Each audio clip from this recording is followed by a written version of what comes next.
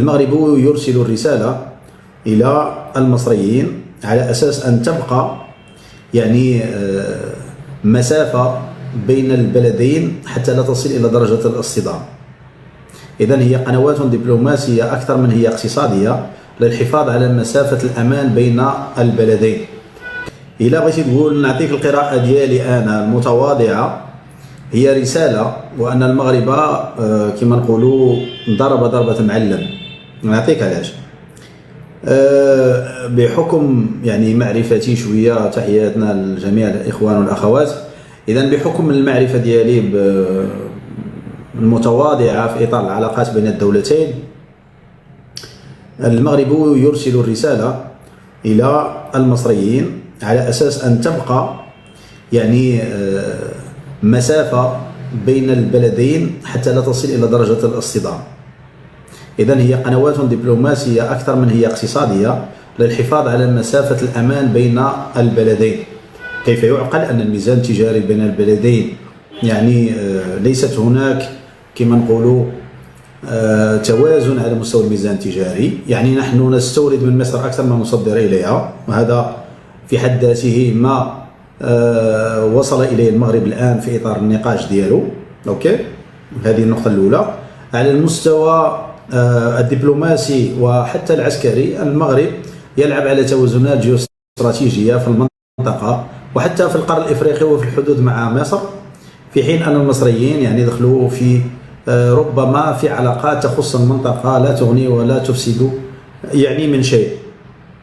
على مستوى الجانب الاقتصادي، صحيح هناك توقيع العديد من المذكرات سنتلوهم تباعا، لكن دعونا نقول هذه المسألة أو الرسالة التي يراد الاستفادة منها في هذه العلاقات هذه ولا هذا التحرك المغربي المصري هو الحفاظ على أدنى مستوى من الدبلوماسية، وكما نقولوا مجال من المناورة والحوار بين الدولتين حتى لا يسقطان في الاصطدام، أكثر من هو بحث على فتح علاقات بين البلدين في إطار أن البلدين في إطار تنافس شرس، سواء على جلب الاستثمارات، سواء على الدخول في مجالات صناعية تجمع البلدين معا. وبالتالي المغرب أخذ كما نقول التوقيت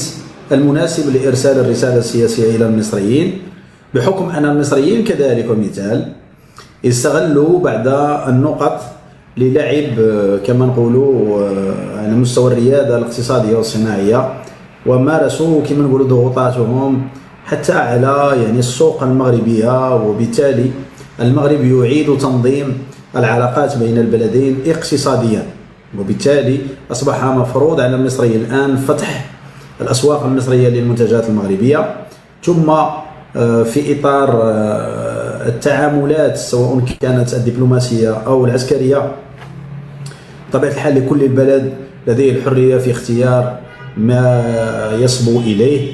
وهذا كما نقولوا الظرفية اللي اختارها المغرب هي ظرفية جيدة جدا. دعونا نقول هي الظرفية اللي تسمح لي باتخاذ القرار الصحيح، ما دام الآن أصبح قوة إقليمية في المنطقة اللي ممكن أنه يفرض شروطه في إطار التعاون بين البلدين.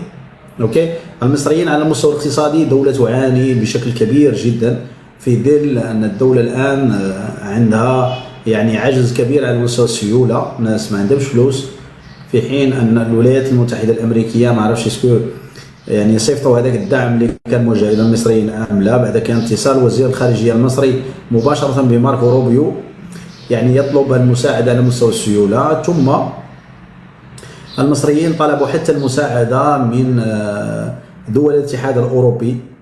بطبيعة الحال بعد كما قلنا الظروف الاقتصادية السيئة التي تمر بها مصر الآن، وإن استمر الحال عليه ربما ل3 أشهر أو 4 بدون تدخل دول الخليج، الأمور مع الأسف قد تكون كارثية جدا، كارثية بمعنى المقاييس، دون أن ننسى بأن ما تسدده مصر سنويا هو 50 مليار دولار اللي عند الدين اللي يجب أنه يتسدد في نهاية السنة. وبالتالي من أين ستأتي هذه الأموال؟ مادام يعني الدين العام المصري يستهلك جل ايرادات الدوله. هذا